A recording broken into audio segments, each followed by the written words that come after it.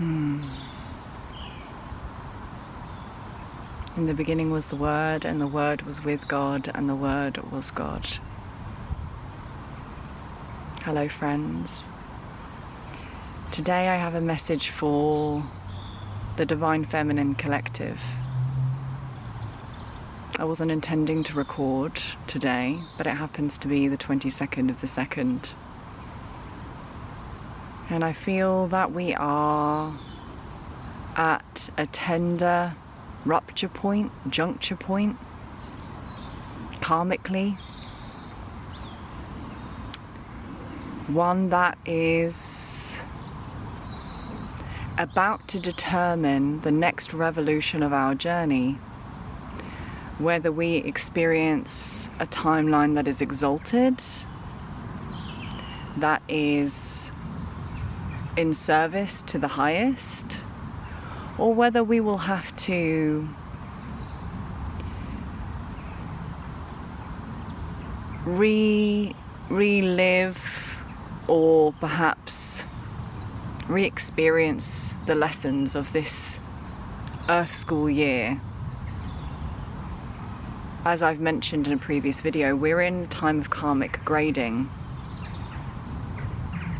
And we're being tested to see, have we finally understood and embodied the teachings of love and truth through reflections and experiences in our external reality that may be quite familiar to us. We are reliving themes that may be quite familiar to us. And we are being invited at the end of this incredible karmic cycle to see whether we have truly ascended into an exalted vantage point. Do we truly understand the nature of the heart and of true love? Do we truly understand truth? Do we stand in truth? Do we stand for truth? Are we emboldened by God's love, by peace, by justice, by truth? Or are we cowards? Are we choosing to remain ignorant? Are we choosing to play in small stories of scarcity and survival? Are we denying our divinity? Are we denying God's love and light and fire within us? So I share this at a critical juncture point of my own journey, where God is giving me a situation relationally that is familiar to me. Betrayal. Betrayal of a man that I've loved. Betrayal of a man who I've devoted my heart to. You know, the setting, the stage, the actors were different this time around. This was a man, perhaps the first man that I've ever felt whose heart is truly worthy of lifelong commitment. A man that my soul recognizes deeply as a true beloved. And yet this man who proposed to me last year, whose heart was so open in the beginning of our connection, who is deeply avoidant, has pulled back, shut down, discarded me and our connection and the treasure of my being like trash, and is such a coward that he cannot even face me in communication and has instead chosen to go through my mother and seemingly blocked me. I don't know if he definitely has. And that all happened and kind of came to a culmination point today.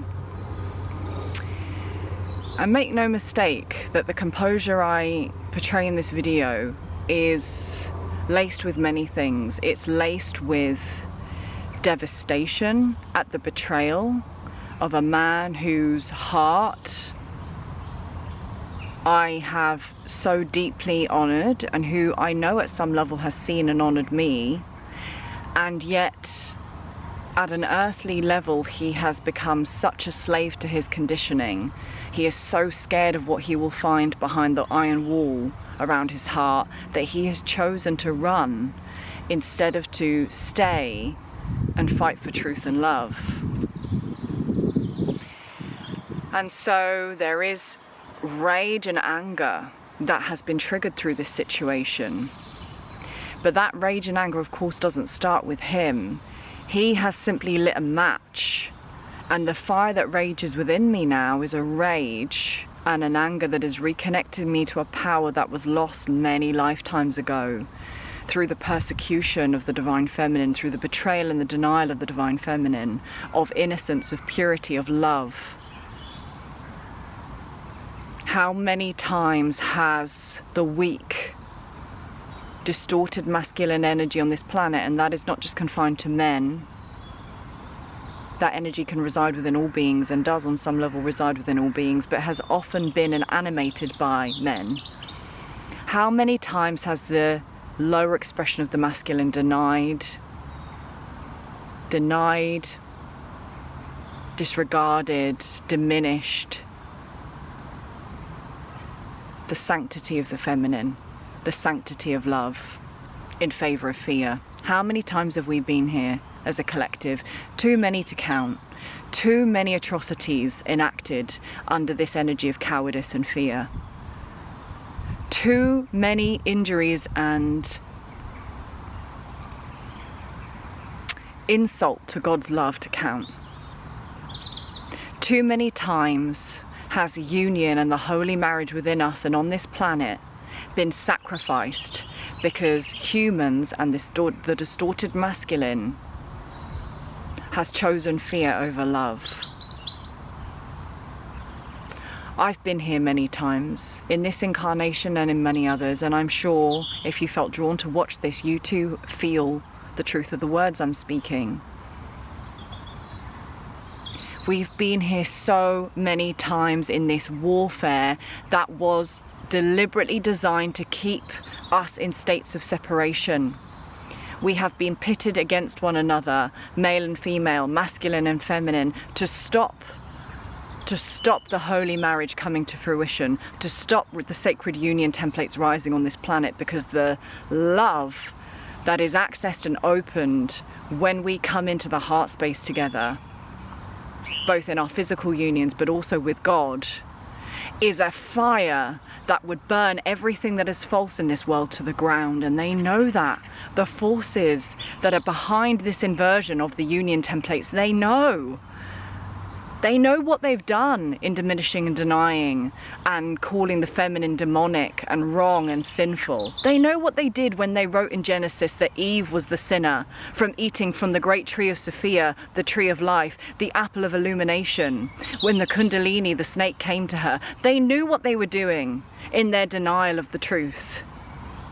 This is how much the distorted masculine has feared the feminine, our magic, our capacity to love beyond all betrayals, our capacity to know God. Even in the depths of pain and suffering, we are connected to the sacred, and we are not governed by anything in this earthly world, because the fire of God rages within us. This is the life and the story and the legend of Joan of Arc. Her archetype is coming back to us now at this time on earth. Her archetype of unshakable faith, unshakable devotion to love, unshakable devotion to truth. Let nothing and no one in this world have dominion over your soul. That was the message of Joan of Arc. Let the fire of God rage in you and reign in you, and let it move the world around you. And fear nothing in this world, because you are not of this world. And it is Joan of Arc's energy that comes to me now in these times, when I taste and digest the betrayal of my beloved, when I taste and digest the betrayal of the man, my father, who was supposed to protect me and provide for me, and all of the violations that I experienced as a child that are now coming up in my consciousness, primarily through a myofascial release that I had 2 days ago. Things I suspected happened to me in my childhood were confirmed. Violations that no child should ever have to endure. At every level, physical, mentally, emotionally, spiritually. And yet I see that in spite of all that I've been through in this life, all that this body has been through, all the betrayals and the heartbreaks, I'm emboldened by God's love. And if you are watching this and you resonate, that is your gift, my friend. That you look at the sun shining down on us now. that you have been through too many revolutions in the underworld to count, that you have faced tremendous darkness and suffering, and yet you still love. You still love, and you have hope, and you have faith, and you have courage, and you keep going. Do you see that that is the true meaning of strength, and not this false parading of strength that so many distorted masculines are peacocking in? That they think strength is an iron wall around their hearts, and it's guns and bombs and false bravado. That is the ultimate weakness, and I pray for those people and I pity them. They will never know true strength while they remain in that embodiment, while they deny the innocence of their own hearts. And it is the divine feminine collective, usually women, but it reigns within all of us. It is the divine feminine collective within each and every being on this planet that is going to resurrect the template of sacred union, because it is the divine feminine that strives to see God, that strives beyond this material plane, that chooses love and chooses the heart. It is the divine feminine that leads us out of the mire of separation, fear, injustice, blaming and shaming, and chooses the way of love instead. That is the power of the feminine. That is the power of the goddess. That is the power of the mother. And she's returning to us and through us now in this moment. And so I'd like to share with you a poem that came to me during a mushroom journey, a very profound mushroom journey, when the great goddess Sophia revealed herself to me as the tree of life, full of the mysteries, full of the mysteries.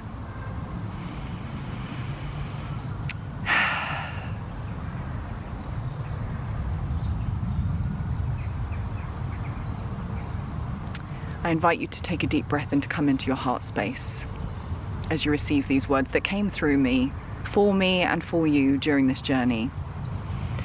They may stray and hunt and roam, hard and lonely for this place of home, but only in you shall they find the love they seek. Only in you do they find the light so pure and so meek. For you are my daughter, you are my child, of the great Sophia, the Christed bride. So let them go, let them hunt and roam, for they must choose for themselves whether they return to their true home. But for you, my daughter, destiny is marked. For you, my daughter, I will give all that you ask. Open to me, remember your true home, remember your true name, Sarah of the ancient rose. And for anyone that is unfamiliar, Sarah is one of the assigned names of the daughter of Yeshua and Mary Magdalene. Whether she is a mythical figure or a genuine figure, I believe the latter to be true. She is the child, the creation principle born out of the holy marriage. And we are that holy child born out of the sacred marriage. And it is time for us to rise in our nobility and our dignity as children of a royal bloodline. I'll go on in another video to speak about the true nature of the royal bloodline. But know that it is, you qualify as this royal being, not through genetics, not through wealth or money or privilege, but because you have passed through the gates within yourself, and you have passed through the gate of the heart, and you have returned to your own innocence and purity and Christed nature. That is what qualifies you as spiritual royalty, nobility, dignity. Nothing of this earthly world qualifies you. It is always within you. And so, at this pivotal time, at this pivotal juncture, when we may be facing the pain of separation and betrayal and abandonment yet again, our task as divine feminines is to rise above the karmic responses, to want to blame and to shame, and to use the wisdom of our hearts that sees truth to guide us out of this. What does that mean?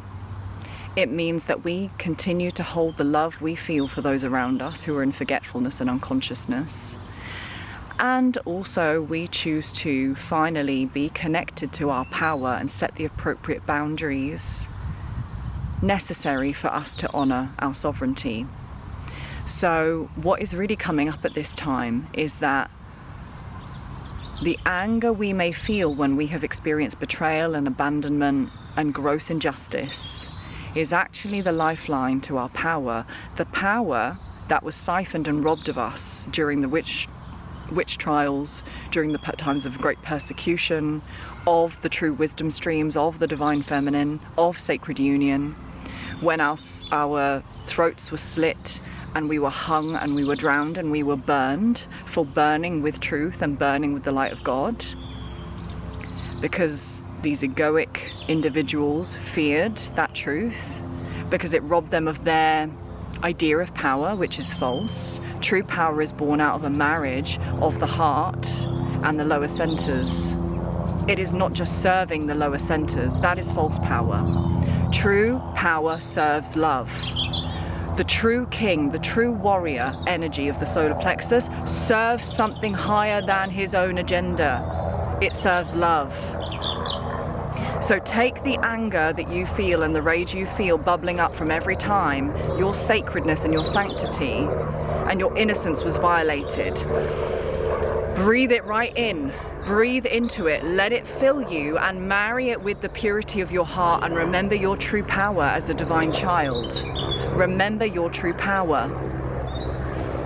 Remember the power that was robbed of you, that has been stolen from you, that has been taken and captured and diminished and sent underground from weak men and women, weak individuals who do not know the light of God. Take that power, let it fill your whole being, and let it inform you who and what you honor moving forwards, who and what you give your energy to moving forwards. You do not need to punish the individuals that are hurting you. You do not need to seek justice at an earthly level through retaliation and reactivity. Let love guide your response. Take whatever means you need to take to ensure that justice is restored, but that justice is infused with love and not just your need to feel powerful. Trust that nothing is missed, that all is seen under the eyes and ears of the One, all is felt in the web of life, that their injustice and their cowardice and their ignorance and their denial of love and truth doesn't go missed, and that they suffer most for it. That through their ignorance and their cowardice, they are the ones that suffer most. Pray for them. Forgive them, Father, for they know not what they do. And continue to focus on your path, and let this fire that is burning within you fuel you, like Joan of Arc, to serve truth, to serve love, to serve justice, to serve your mission as a divine feminine, as a daughter of the goddess, as a divine child of creation. This is the mission. This is what you came here to do. Do not be distracted or dismayed by the conditions around you. If people you love are letting you down, if the conditions around you seem to be presenting you with obstacles, know that it is all happening to invoke and inspire that holy fire within you for something greater in this world. And that something greater is about to come into fruition through us and to us. Do not doubt that for a moment. The light of the divine is here. The light of God is burning within us, and justice will be served. Stay true to love, stay true to your truth. Keep your eyes on the highest and most exalted timelines, ways of being. Do not play in tit for tat. Do not play in blaming and shaming games. Do not stoop yourself to that level. The people that do that, they're in forgetfulness. That is not the way. That's not the way of love. We know better. So we must model better. I love you. Take good care. Embolden yourself through the light and love of the divine. Choose to exalt yourself out of these karmic ways. Choose the higher timeline. Choose the way of love and truth. And watch miracles unfold. You are remembering your magic. You are remembering your majesty. You are remembering your power. That is what this whole experience right now is designed to do. It's designed to squeeze you so that you remember. So that you remember. Do not fall into forgetfulness. Do not let yourself be distracted or consumed by or compelled by the earthly conditions. Remember your true nature is not in this world. or of this world. Take good care, and I'll see you again in the next transmission.